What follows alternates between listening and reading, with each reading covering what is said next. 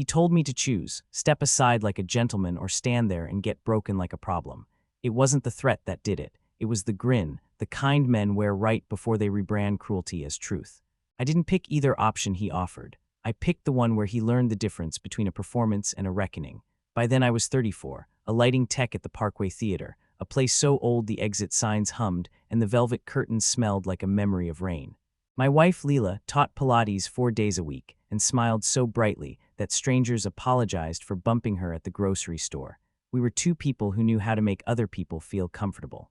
You can build a marriage on that if you never ask what you're not saying. Leela's back began to ache the summer the heat bit down and didn't unclench. She'd wake with a hiss and pace the hallway at night, fingers pressing her spine like she could massage a secret loose.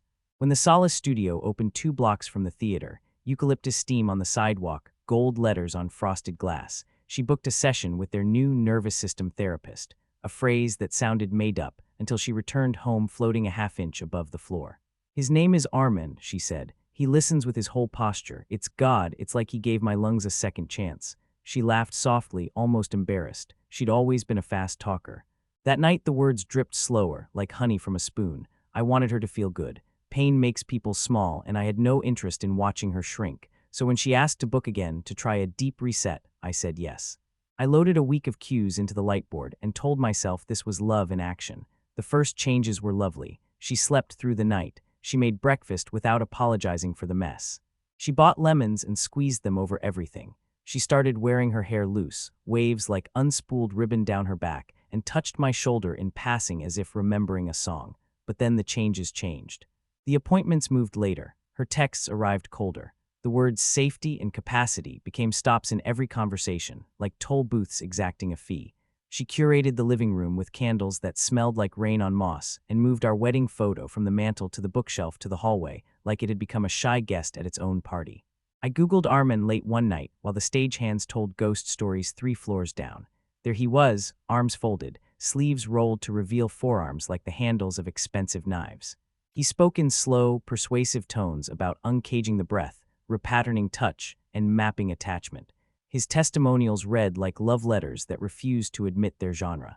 I closed the laptop whenever I heard footsteps because the shame was quick and animal. Not shame for her, shame for my suspicion. The night she didn't come home by 9, then 10, then midnight, I turned all the lights on and stood in the kitchen like a lighthouse made for one ship. At 12:27 a.m. she texted, "Extended session. Please don't be mad." My nervous system finally felt safe. I read the sentence twice and sat on the floor, laughing once, a sound with no joy in it. The word safe did not belong next to absence. I asked questions carefully, like moving furniture around a sleeping dog. What's an extended session? It's when time stops being an enemy. And when did you decide time wasn't a thing you and I shared? She flinched, not at the anger, but at the rhythm of my voice. Can you not turn this into a fight? She asked. I'm trying to heal. The first visible proof arrived on a Wednesday. She came home flushed, hair loose, a faint smear of charcoal trailing the collar of her shirt. Mapping, she said before I could ask. We traced where fear lives. She smiled. I stepped forward, then stopped. The invisible line hummed between us. My brother Louis told me to stop being a saint. He bartended at a place where delight had a price, and he'd watched enough men forget their vows by beer 3 to know the shape of an excuse.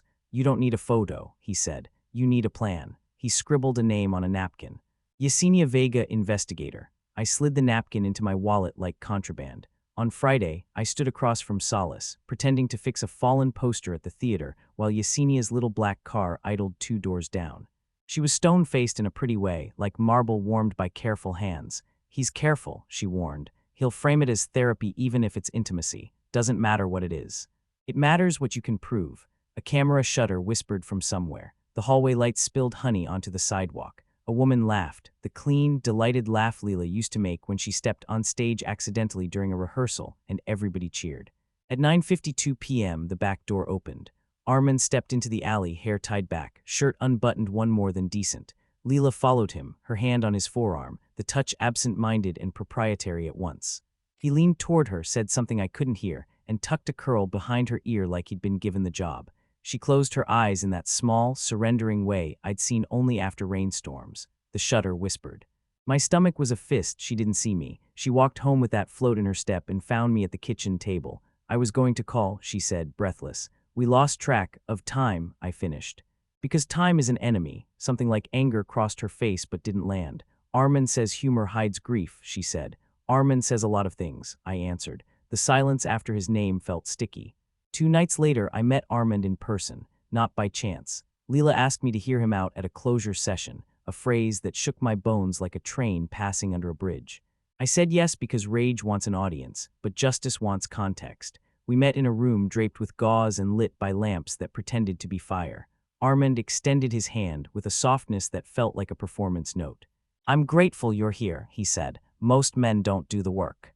"I do my job," I said. He smiled like that was adorable. He launched into a speech about charge and discharge, about how relationship is a constellation and sometimes the stars go out. He used Leela's first name as if he'd been born with it. When he finished, he tilted his head. "What are you feeling in your body?" "A steady impulse," I said, "to end the show." He chuckled, then dropped the first casual blade. "You have 2 choices," he said, gentle, kind, fatal. "You can step aside and honor what's true, or you can resist and fracture what's left. If you love her, you'll stop making this a battleground." Leela's eyes were wet. I looked at her instead of him. "Is this what you want?" I asked. The truth is, I already knew. I wanted to hear it anyway. I wanted the kind of pain that doesn't keep you awake for months wondering if maybe you misunderstood the map. She opened her mouth. Armand's hand hovered like a priest's blessing. "Breathe first," he murmured. Her mouth closed. I stood. "Third choice," I said, eyes on him now. "The one where I don't let a man recite poetry while he unspools my life." I turned to Leela. "If this is what you want, you say it without him in the room." I walked out not because it was dramatic, but because every second I stayed, I felt like I was being rewritten in a language I didn't consent to speak. In the alley, the air tasted like nickel. My phone buzzed. "Yesenia, got what you need. Audio timestamps, purchases, don't blow up yet. Build." I stood there, back against damp brick, the theater's old neon humming, and understood that love will make a man kind, but betrayal will make him precise. Precision starts small. Calendar entries, receipts, a list of phrases that repeat like a chorus. Safety, capacity, truth over comfort. The next week I learned my own house like a detective learns a stranger's, noticed which shelf she stopped at, which drawer she avoided, which tea she made when she was lying. I marked the days she came home smelling like eucalyptus and salt, and the nights she came home smelling like somebody else's certainty. Yesenia worked like winter, quiet, relentless, not asking permission to change the landscape. She found a pattern in the payments, small charges from a smoothie spot near Solace right before big charges at a boutique hotel 5 blocks west. "They call them integration nights," she said, eyes flat. "I'd call them billable hours with a headboard." She sent me photos, a lobby chandelier with paper cranes trapped in glass. Armand, 2 steps behind Leela, his gaze on the curve of her neck like hunger politely disguised. A folded consent form with language that expanded somatic support to include skin-to-skin presence during states of high activation. I stared at that line until the words scattered and collapsed into their real shape. Leela was bright, brave, easily coached when the coach had confidence. I had used that brightness to light my own way. Armand was using it to redraw hers. The difference cut clean. I told Louis. He didn't say "I told you so." He poured me club soda with lime and slid a bowl of peanuts across the bar like a father in an old movie. "What do you want, hermano?" he asked. The question stuck. "Not blood," I said finally.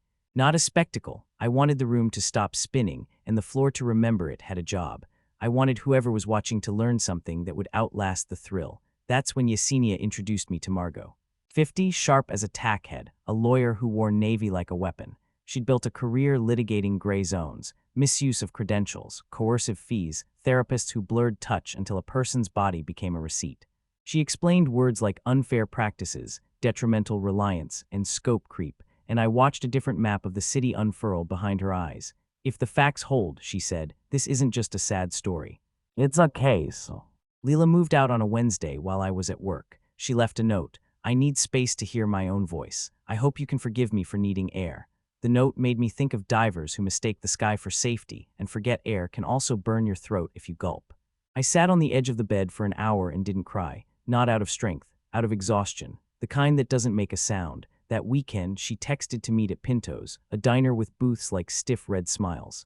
She looked exhausted and beautiful in a way that anger would have ruined if I let it. She held her tea like it could bless her bones. "I don't want to burn it down," she said before I could speak. "I'm not trying to hurt you." I nodded. "Hurting me isn't the goal," I said. "It's a side effect of wanting what you want." She flinched. "That's not fair." "It's not unfair," I said gently. "Fairness doesn't enter into it. We're just telling the truth with different faces." She told me how being with him felt like standing in front of a warm window, how the city noise dulled, how her body felt like a room no one had ever cleaned until he opened the curtains. It was beautiful and it was blasphemy, and I had no right to both love and hate the honesty. I know this can't last like this, she said. I know it's complicated. She wanted me to bless the complication, to sanctify the wound as a lesson. I folded my hands on the table like a priest declining to praise the wrong god. I won't make you a villain, I said. I won't make him a myth, but I am going to make a record. The record began with a letter to Solace, sent by Margot, citing their own marketing copy against them. It included Yesenia's photos, transcripts of Armand's audio lectures where he referred to conversations with licensing boards, implying approvals he did not have. It attached the integration night, receipts with handwritten notes. My body finally let me rest. It listed credential claims that sprouted like weeds, doctor in one place, practitioner in another, somatic psychotherapist on a podcast where he admitted he'd never finished graduate school. We sent a copy to the city's Consumer Protection Office, another to the state board. We CC'd the studio owner, a woman named V with silver hair and a spine like a metronome. For 2 days, nothing happened. On the third, V called me. "This isn't who we are," she said, like a prayer and an alibi. "We will review." A soft statement went up on Solace's site about their commitment to clarity. Armand posted a sunlit video about fear-based attacks and men who confuse possession with partnership. His eyes shone. He knew exactly where the camera should sit to catch the good side of his mouth. Margot scheduled a meeting with V. She told me to dress like a person the world assumes is reasonable. I wore the gray jacket from Louis's wedding. V sat at a glass table with a carafe of water sweating into a linen coaster. Armand stood by the window, backlit, as if the light chose him. "We're not here to fight," Margot said. "We're here to protect the public." V nodded, eyes on the documents instead of the man who thought charm was governance. Armand spoke first. "We're criminalizing tenderness," he said. "We're punishing people for wanting to be touched in ways that return them to themselves." Margot didn't blink. "No one is on trial for poetry," she said. "We're talking about money, misrepresentation, and power. If you want to be a lover, be a lover. If you want to be a therapist, get trained and behave like one." He turned to me, the velvet in his voice gone to grit. "What do you want?" I thought of Leela's laughter the first time she fell asleep on my shoulder on the bus home from the lake. I thought of a folded note in my jacket pocket, of lemons, of the night I stood in the kitchen and named the smell of someone else. "I want you out of her body," I said, quiet, "and out of anyone else's unless they know exactly what they're buying." V suspended him pending review. He smiled like a saint accepting exile. He hugged her, she stiffened. He left without looking at me. When the door shut, V exhaled through her nose like anger was a flute. "If this is true," she said to Margot, tapping the folder, "I'll call the board myself." We left our numbers. We walked into daylight that felt too sharp. That night Leela called, she didn't cry. She spoke like someone who'd finally found a bench after walking too far in bad shoes. "What did you do?" she asked. "I told the truth to someone who could hear it," I said. Silence. Then, "He says you're trying to punish me." "He's wrong about the most important words," I said. "Punishment, love, consent. He uses the right letters in the wrong order." Armand texted me at 1:14 a.m. "Come meet me, no lawyers, no women, be a man." He dropped a location, the loading dock behind the old foundry by the river. It looked like the past a city can't afford to demolish. I set my phone down. I washed my face. I considered not going. Then I remembered his hand hovering over my wife's voice like a seal. I went, not to fight, to finish making the record. Yesenia was waiting in the shadows. "You thought I'd let you go alone," she murmured. She placed a small recorder in my jacket pocket, clicked it on, and squeezed my shoulder. "Let him talk." I walked into the sodium fog like a man stepping onto a stage he'd built himself. Armand paced like a general rehearsing a loss so he'd know where to stand when the portraits were painted. "You made a mistake," he said before the greeting. "You think paperwork is stronger than the heart." He smiled. The river reflected a broken necklace of lights. "It isn't." I could hear Yesenia's car door ease open and latch in the dark, the patient click of somebody who respected truth enough to arrive early. "I think the heart is stronger than your rhetoric," I said. "That's why it's beating without you." He chuckled. "Attaboy." He stepped closer. "Here's what we'll do. You withdraw, I take a sabbatical. Leela gets to keep her progress without shame. You get to keep your pride. No one loses face." He said it like we were at a bazaar swapping rugs. "No," I said. "Here's what we'll do. You stop using your hands as thesis statements. You refund the integration bills. You publish the scope of your work and adhere to it." He lifted his palms in a mime of surrender. "You read a blog post and think you're a crusader," he said. "You're small. You can't carry the ocean." Men like me bend rivers. I took a step forward so the recorder could catch his breath. Men like you drown people who don't know how to swim yet, I said. You throw them a vocabulary and call it a life raft. For a moment his face went bare. No charm, just offense, like someone had stepped on the hem of his cloak. You don't know her, he hissed. She came to me starving and asked for a feast. She came to you hungry, and you fed her food that requires you to keep cooking, I said. You salted the earth of everything that wasn't your table. He laughed once sharp. You think love is a mortgage, he said. Payments on time, interest low, 20 years and you get to keep the house. She's done living like a landlord's daughter. She wants a storm. Behind him on the river, a barge groaned like the city remembering its weight. Storms exhaust, I said. Homes hold. He rolled his eyes, then rolled his shoulders, as if reminding the night he had muscles. I gave you the chance to do this the quiet way, he said. Now we'll do it the old way. I talk, you hit me. I win. He took a step into my space, a tiny nudge with his chest against my shoulder that said like this. I pictured Leela's hands on a coffee mug. I pictured the folder on V's table. I pictured Yesenia in the dark, a metronome's click steadying a piece with too many crescendos. I stepped back. Break your own nose if you need a bruise for the camera, I said. I'm not contributing to your myth. He sneered, coward, then lower. You weren't man enough to keep her. You think the law is a masculinity you can borrow. It was then I realized the thing he could never learn in a room with soft lamps, that endurance is a form of courage not worth filming, that silence can be an act, not an absence. Headlights rolled across the lot. Another car. I tensed, friend, henchman, witness. The door opened and Leela stepped out, hair in a knot, face pale, coat buttoned wrong. She looked at me, then at Armand, and I watched the blood move in her neck as if her body had been holding its breath for a week. What are you doing? She asked Armand, voice small and sharp at once. I told you I didn't want this. His smile returned, quick as a trick. I'm protecting you from a man who wants to make you a case. I asked you not to come, she said. You came anyway. The river air made her eyes water. You said you respected choice. He turned to me, suddenly the prosecutor. He recorded you, he said to her, pointing at my coat. It was the first thing all night he'd been correct about. He thinks your life is evidence. She looked at me. I didn't move. I think my life is worth not being lied about, I said softly. Her shoulders dropped. Stop, she told him. Please, he stared at her, offended that the script refused to read itself. They'll take everything, he said. Your progress, your voice. She shook her head. No, she whispered. They'll take your stage. That's not the same as my voice. Yesenia stepped into the light, hands up. This is documented, she said. You should go. He looked at each of us in turn like we were failed students.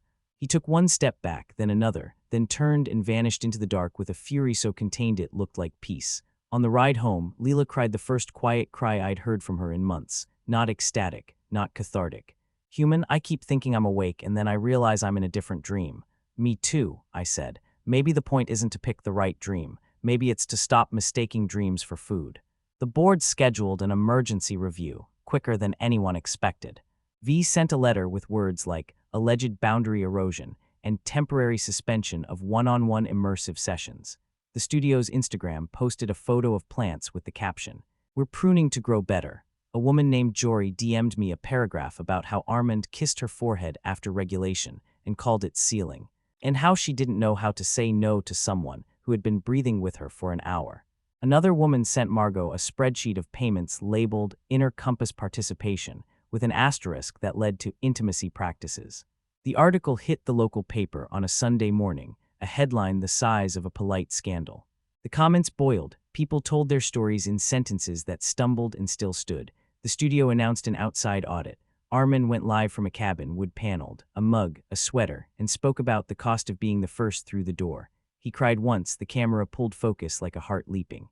Lewis read the comments aloud over the bar phone while I stood backstage queuing a matinee. Half the city's in love with him, he said. Half wants his head. That's how you know we're telling something close to the truth, I said. It makes everyone angry. Leela asked to meet in the park. She wore a navy sweater with a hole at the cuff. She looked like a person on the edge of a decision. I'm giving my statement, she said. I don't want to be a symbol. I want to be a person who says what happened. I nodded. I'll drive, I said, then added, and I won't come in unless you ask. She smiled, small and real. Thank you. When she emerged from the building an hour later, her face was blotchy and calm. It was bad, she said. It was good. She laughed, the sound broken and beautiful. I told them about the hand on my sternum, about the "you're safe now," whispered at the exact moment saying no would have felt like failing a test I didn't agree to take. She looked at me.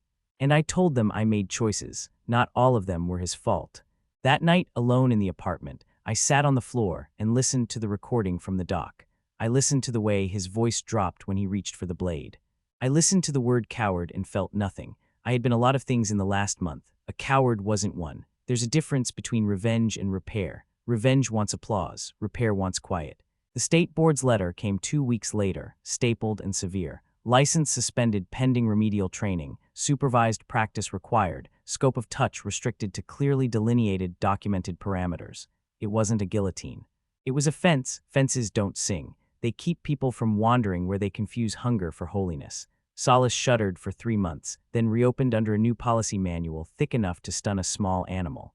V hired an ethicist to teach. The inner compass, Armin's private group, evaporated like fog under noon sun. He spoke on a podcast about learning edges and cancel culture. At the end, he quoted Rilke. The host cried. The sponsor sold mattresses. Leela came home on a Sunday with a suitcase that looked sheepish. She set it down and tucked hair behind her ear that didn't need tucking. I don't want to promise anything I can't keep, she said, before I could decide if I wanted her to ask. I want to try a different thing than the one that broke us, slow. Okay, I said, because I didn't have any speeches left in me, and because slow sounded like a thing my body could lift without breaking. We learned how to be in rooms again. We relearned the couch, which I had moved to avoid the dip in the middle that always made us roll toward one another, then moved back because the dip had its own gravity. We cooked. We fought about ridiculous things that were not ridiculous. How loud the blender was, how many times you can reheat coffee before it becomes sadness, who gets the left side of the bed, and why that mattered as much as anything. We went to therapy with a woman named Hester, who did not perform magic. She told us to speak to each other like we planned to remain alive. Sometimes Leela flinched when I reached for her too fast. Sometimes I flinched when she said a word Armin liked: capacity, container, charge. We named the flinches and sat with them like houseguests who wouldn't leave but also didn't steal. I'm ashamed, she said once. I'm angry that I feel shame. Me too, I said. We let the feeling sit on the table between the salt and the pepper. It didn't turn to gold. It turned to air. Yesenia came over with a bottle of decent wine and the smirk of a woman who's seen men at their worst and loves them anyway. You did it right, she said. You didn't swing, you built. Most people don't have the patience. I shook my head. I had a lot of help. She lifted her glass. That's what patience is.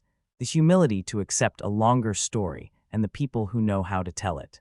Louis got engaged. At the party, he pulled me aside by the barbecue. Proud of you, he said, eyes too shiny to be a joke. You didn't let the anger make you stupid. He clapped my shoulder once, hard enough to make my teeth click. Also proud you didn't punch the guy. Would have been fun for 3 seconds and a nightmare for a year. Margot emailed. Settlement reached, refunds processed. A public statement that didn't admit guilt but admitted harm in the way institutions do when they want to keep the lights on and the lawyers fed. The word wasn't as satisfying as guilty, but it wasn't nothing. It was a stone that would make a different river slow down and think before it ran. Leela and I hiked the ravine trail where the city forgets itself. At the overlook, she took my hand without arranging the gesture to mean anything other than what it was. Warm skin, shared weight. I kept thinking I needed a storm to feel alive, she said. Turns out I just needed to stop pretending I wasn't lonely inside the quiet. Me too, I said. The city glittered like a spilled drawer of rings. We didn't fall into bed that night. We didn't choreograph redemption. We brushed our teeth at the same sink and laughed at the old habit of bumping hips to pass. When we slept with our backs touching, a contact that said I am here without promising I will never move. A month later, Armand appeared at the theater. I spotted him from the catwalk, blue jacket, posture like a headline. He bought a ticket to a small dance show and sat in the back row like humility was a disguise. After he waited in the aisle, hands clasped, eyes upward like a penitent. I wanted to apologize, he said when I approached, because clearly I was going to approach if a story wanted to finish writing itself. Not for what I believe, but for what I blurred. It was better than I expected, worse than I wanted. Good, I said. Keep practicing the difference. He nodded. People like us, he began, then stopped. Peoples, he corrected, need each other. He left without buying a poster. What remained were small things, a bowl of lemons on the counter, a list on the fridge titled Things That Are True, including coffee is better before 10 and we are both learning. A message from Jory saying she'd started a group for people who needed to rethread consent back into their bones. A text from V with a photo of the new manual's first page. We will not confuse our longing for our work. Sometimes I woke at 3 and pressed my palm to the wall like I could feel the building's pulse. Sometimes Leela woke and pressed her palm to mine on the other side, both of us laughing quietly at how dumb and perfect that was. We were not redeemed, we were not doomed. We were two people who had learned what a vow actually costs when you pay an honest currency. He told me to choose. I did. Not the stage fight, not the gentleman's exit. A third thing, a slow thing, a thing that left the world a hair safer for whoever walked in after us. That left the world a hair safer for whoever walked in after us.